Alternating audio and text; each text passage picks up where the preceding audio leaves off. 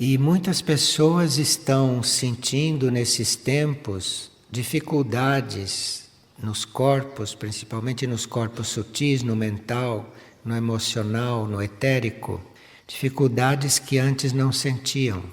E é muito importante a sintonia da nossa mente e do nosso corpo mental.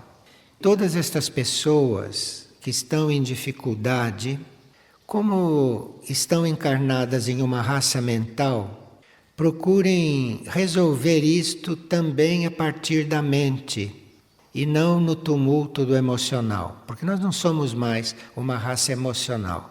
A raça emocional já está no fundo do mar com o cataclismo da Atlântida. Os que estão hoje nesta atual conformação do planeta são seres que já estão na raça mental.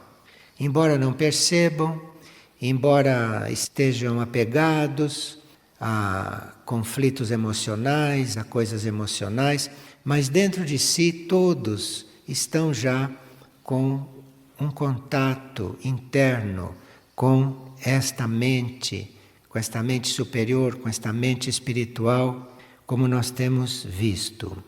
Então esse livro Trabalho Espiritual com a Mente foi escrito para estes tempos, porque ali nós temos todos os planos da mente e percebemos que plano devemos trabalhar.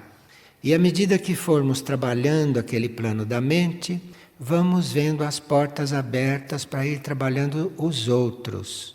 E até chegarmos nos limites do plano intuitivo, que é o que nós precisamos. Porque a crise planetária, esta crise muito evolutiva porque a única forma de transformar a superfície da Terra é através da purificação. Porque a humanidade não faz isto espontaneamente. A humanidade tende a se prender no ponto em que está, se apegar no próprio processo. A purificação do planeta é a única forma que se conhece para trazer uma transformação e para desobstruir esta situação psíquica, mental, emocional e etérica física da Terra. Então, no trabalho espiritual com a mente, nós temos toda a escala desses valores e podemos trabalhar a nossa maneira, podemos dar a nossa contribuição para esse processo planetário.